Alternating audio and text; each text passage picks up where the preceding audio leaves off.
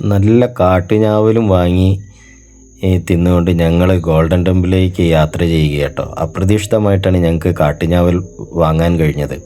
Road സൈഡിൽ ഇവർ വിൽക്കുന്നത് കൊണ്ടായിരുന്നു അത് കിട്ടിയത് കേട്ടോ. അങ്ങനെ ഞങ്ങൾ ഗോൾഡൻ ടെമ്പിളിലേക്ക് യാത്ര തിരിക്കുകയാണ്.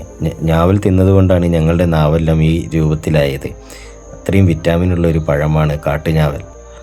അപ്പോൾ കൂടുതൽ വിശേഷങ്ങളുമായി ഗോൾഡൻ ടെമ്പിളിലേക്ക് നമുക്ക് പോകാം.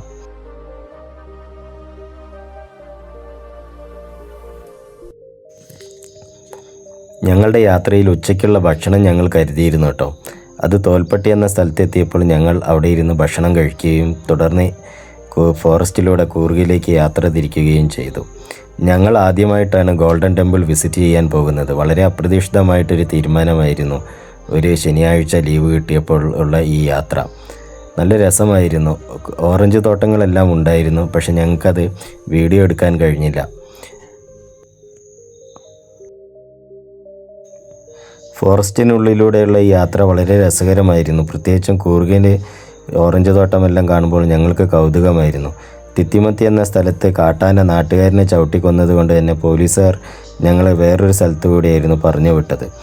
ആ വഴി കുറച്ച് ഫോറസ്റ്റ് നിറഞ്ഞതായിരുന്നു. അങ്ങനെ ഞങ്ങൾ ഗോൾഡൻ ടെമ്പിളിൻ്റെ സമീപത്തേക്ക് എത്തിച്ചേർന്നു കേട്ടോ.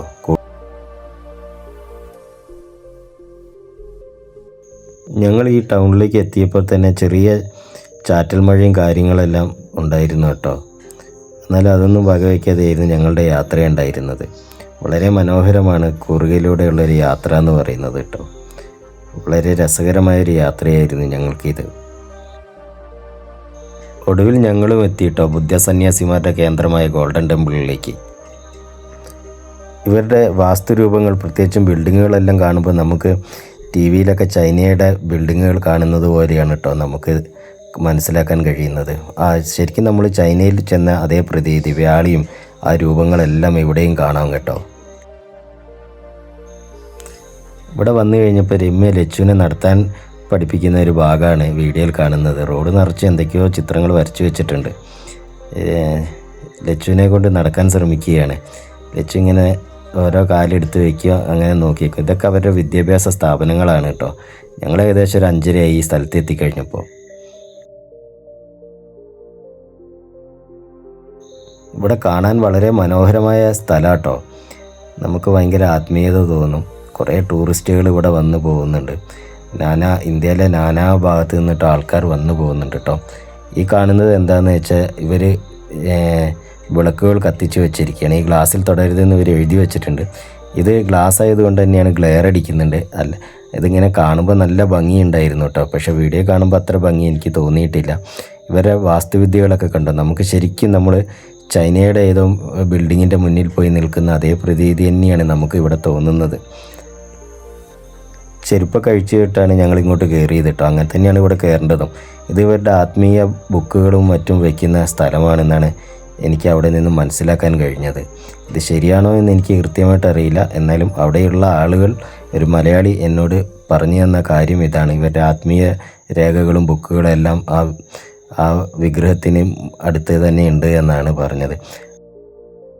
ഞാനിതൊരു വിവരണ രൂപേണയാണ് നിങ്ങൾക്ക് മുന്നിലേക്ക് അവതരിപ്പിക്കുന്നത്.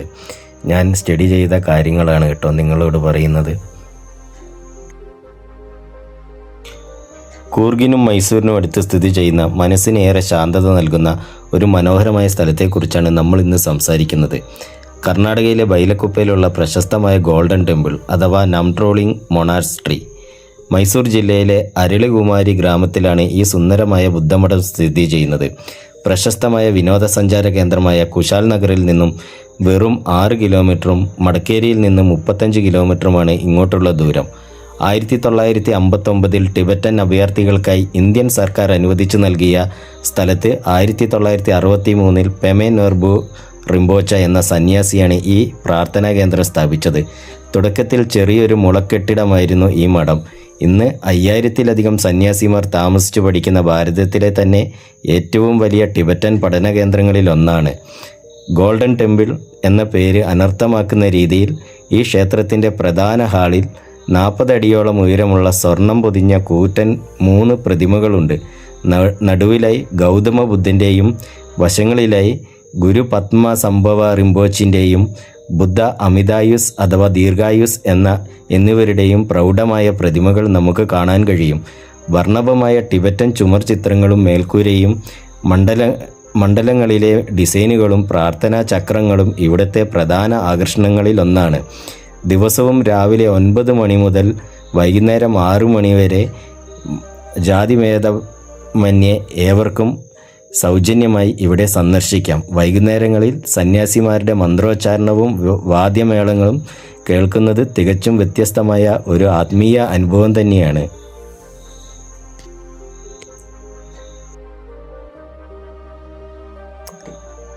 അങ്ങനെ ഗോൾഡൻ ടെമ്പിളിൽ നിന്ന് ഞങ്ങൾ പുറത്തേക്ക് ഇറങ്ങി.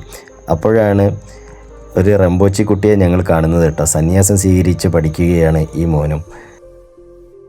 എനിക്ക് ഇവരെ കാണുമ്പോഴേ മോഹൻലാലിൻ്റെ യോധ സിനിമ കേട്ടോ എപ്പോഴും മനസ്സിലേക്ക് വരിക. നിങ്ങൾക്കും അങ്ങനെയാണോ എന്ന് കമൻറ്റ് ചെയ്യണേ. ഇവിടെ വലിയൊരു മണി കാണാം. ഇതിൻ്റെ ഐതിഹ്യം എന്താണെന്ന് ഞങ്ങൾക്കാർക്കും കൃത്യമായിട്ട് മനസ്സിലായില്ല കേട്ടോ. എല്ലാവരും ആ മണീൻ്റെ അടുത്ത് വന്നിട്ട് മണിനാഥം മുഴക്കുന്നുണ്ട്. ഞങ്ങളും അങ്ങനെയൊന്ന് ചെയ്തു. പിന്നെ ഈ നടന്നു വരുന്ന സന്യാസിമാരുടെ കൂടെ ഞങ്ങൾ ഫോട്ടോസൊക്കെ എടുത്തു. ഇതൊരിത്തിരി പ്രായമായ ഒരാളാട്ടോ ഈ വരുന്ന സന്യാസി. അദ്ദേഹത്തിൻ്റെ കൂടെ ഞങ്ങൾ ഫോട്ടോസൊക്കെ ഒന്ന് എടുത്തു. പിന്നെ 2-3 ചെറുപ്പക്കാർ വരുന്നുണ്ടായിരുന്നു സന്യാസിമാരായിട്ട്. നല്ല രസമാട്ടോ ഇവരൊക്കെ കാണാൻ. ഇവരുടെ കൂടി ഞങ്ങൾ ഫോട്ടോസൊക്കെ എടുത്തു. അങ്ങനെ ഞങ്ങൾ അവിടെ നിന്നിട്ട് യാത്ര തിരിച്ചു കേട്ടോ. അപ്പോൾ ഇങ്ങനെ വരുന്ന വഴിക്കാണ് ഇങ്ങനെ കുറേ ചിഹ്നങ്ങളുണ്ട്. ഇതിൻ്റെ ഐതിഹ്യം എനിക്ക് വ്യക്തമായിട്ട് മനസ്സിലായിട്ടില്ല അവർ വരച്ച് വെച്ചതൊക്കെ. അങ്ങനെ ഞങ്ങൾ ഈ മണിനാഥം വാങ്ങണമെന്നും പറഞ്ഞിട്ട് അത് വാങ്ങാൻ വേണ്ടി പോയതാണ്. ഭയങ്കര പൈസ അവർ പറഞ്ഞത്. പിന്നെ ഒന്നും ഞങ്ങൾ നോക്കിയില്ല. നേരെ ഇരുട്ടായി വരികയാണ്. അപ്പോൾ ഞങ്ങൾ എത്രയും പെട്ടെന്ന് വീഡിയോ പിടിക്കുക എന്നുള്ള ഉദ്ദേശത്തോടു കൂടി പുറത്തേക്ക് വന്നു. അപ്പോൾ ഇന്നത്തെ വീഡിയോ എത്രയേ ഉള്ളൂ. Love you all. കമൻറ്റ് ചെയ്യുക, ലൈക്ക് ചെയ്യുക, സബ്സ്ക്രൈബ് ചെയ്യുക.